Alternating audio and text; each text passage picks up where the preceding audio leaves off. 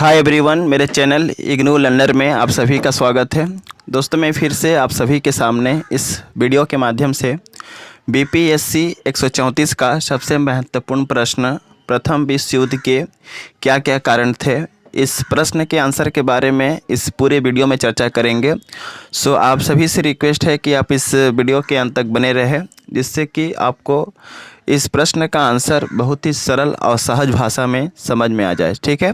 और स्टार्ट करने से पहले मैं आप सभी से रिक्वेस्ट करता हूं कि अगर आप चैनल पे पहली बार आए हैं तो सबसे पहले चैनल से जुड़िए, क्योंकि इस चैनल पे आपके जितने भी सब्जेक्ट हैं सभी सब्जेक्ट के इंपॉर्टेंट क्वेश्चंस की वीडियो विथ आंसर आपको प्रोवाइड की जाती है। तो एग्ज़ाम में प्रश्न पूछे जाते हैं कि प्रथम विश्व युद्ध के कौन कौन से कारण थे। ठीक है।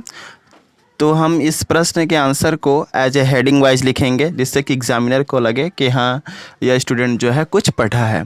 तो सबसे पहले आपको आंसर के अंतर्गत लिखना है कि प्रथम विश्व युद्ध 28 जुलाई 1914 को शुरू हुआ था और 11 नवंबर 1918 तक चला था। ठीक है। आपको याद होना चाहिए कि जो प्रथम विश्व युद्ध था यह 28 जुलाई 1914 को स्टार्ट हुआ था और लगभग 11 नवंबर 1918 तक चला था। ठीक है। और प्रथम विश्व युद्ध को ग्लोबल वार के नाम से भी जाना जाता है। इतिहास में सबसे बड़ा चर्चित युद्ध बना रहा। ठीक है, बनकर रहा। यानी कि जो प्रथम विश्व युद्ध था यह लगभग 28 जुलाई 1914 को स्टार्ट हुआ था और 11 नवंबर 1918 तक चला था। और इसे हम जो हैं ग्लोबल वार के नाम से भी जानते हैं। और इतिहास में इस युद्ध का काफ़ी जो नाम जो था चर्चित रहा। ठीक है। इसके बाद से आपको पैराग्राफ चेंज करके लिखना होगा, प्रथम विश्व युद्ध के निम्नलिखित कारण थे, जिसका व्याख्या हम निम्नलिखित संदर्भ में कर सकते हैं, जो इस प्रकार है। ठीक है। सबसे पहला हेडिंग देना है इस प्रश्न के आंसर के अंतर्गत साम्राज्यवादी शक्तियों में संघर्ष का होना। ठीक है। इस हेडिंग के अंतर्गत आपको लिखना है कि प्रथम विश्व युद्ध के सबसे प्रमुख कारण था साम्राज्यवादी शक्तियों में संघर्ष का होना। ठीक है। तो साम्राज्यवादी शक्तियों में संघर्ष जो था यह सबसे बड़ा प्रमुख कारण था प्रथम विश्व युद्ध होने के पीछे। यूरोपीय राष्ट्र इंग्लैंड, जर्मनी, फ्रांस, इटली, यूरोपीय राष्ट्र England, Germany, France, Italy, Austria आदि साम्राज्यवादी देश शामिल थे, जिसके फलस्वरूप उपनिवेश के लिए इनके बीच संघर्ष का होना स्वाभाविक था। ठीक है। तो बस आपको याद होना चाहिए कि साम्राज्यवादी शक्तियों में संघर्ष जो था यह प्रथम विश्व युद्ध के कारण था। ठीक है।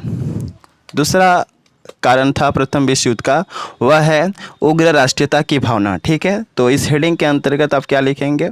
इस हेडिंग के अंतर्गत आपको बस इतना लिखना है कि उग्र राष्ट्रीयता की भावना प्रथम विश्व युद्ध के प्रमुख कारणों में से एक था।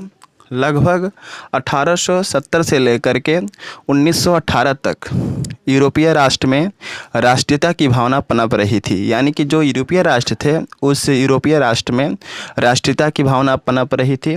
और यह राष्ट्रीयता की भावना मुख्य रूप से England, France, Germany, Italy, Holland आदि राष्ट्रों के बीच काफ़ी तीव्र गति से फैलती जा रही थी। और ये सभी देश खुद के अलावा किसी और को ज़्यादा अहमियत नहीं देते थे, जिसके कारण प्रथम विश्व युद्ध हुआ। ठीक है।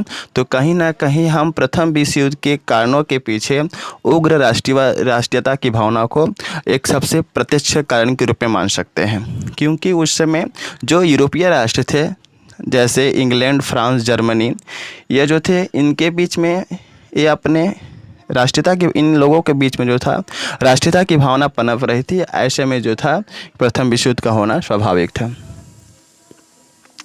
तीसरा कारण है सैनिकों में गुटबंदी का होना। ठीक है। और यहाँ पे मैं आप सभी को बता दूँ कि मैं जिस तरह से पीडीएफ में as a heading wise as a point wise आपको बताता हूँ, वैसे ही एग्ज़ाम में आपको लिखना है। तो तीसरा नंबर पॉइंट होगा सैनिकों में गुटबंदी का होना। ठीक है। इस हेडिंग के अंतर्गत आपको लिखना है कि प्रथम विश्व युद्ध के निम्नलिखित कारणों में सैनिकों में गुटबंदी का होना एक सबसे प्रमुख कारण माना जाता है।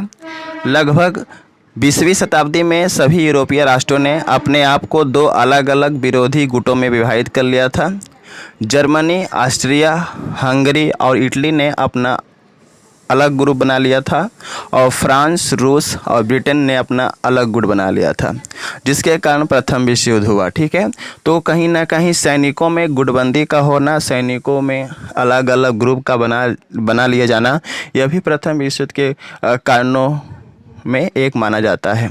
ठीक है, अगला पॉइंट है अस्त्र शस्त्र बनाने के लिए। ठीक है, तो इस हेडिंग के अंतर्गत आप लिखेंगे कि कहीं ना कहीं देशों में शस्त्र के बनाने की होड़ प्रथम विश्व युद्ध का एक सबसे प्रमुख कारण के रूप में जाना जाता है।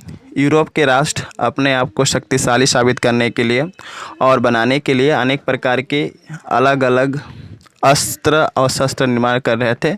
ऐसे में देश में भय का वातावरण उत्पन्न हो गया और परिणाम फलस्वरूप प्रथम विश्व युद्ध हुआ।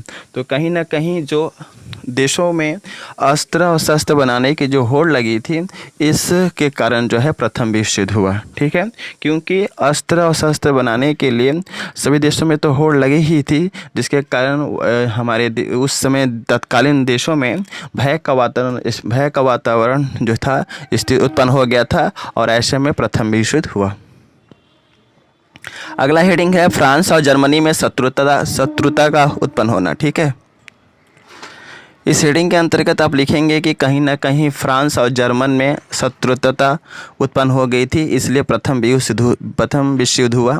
1871 में जर्मनी ने फ्रांस से अल्सास तथा लॉरेंस प्रदेश छीन लिया था, जिसके फलस्वरूप फ्रांस जर्मनी को शत्रु समझने लगा और युद्ध करने की प्रतीक्षा में था, इसलिए प्रथम विश्व युद्ध का जन्म हुआ।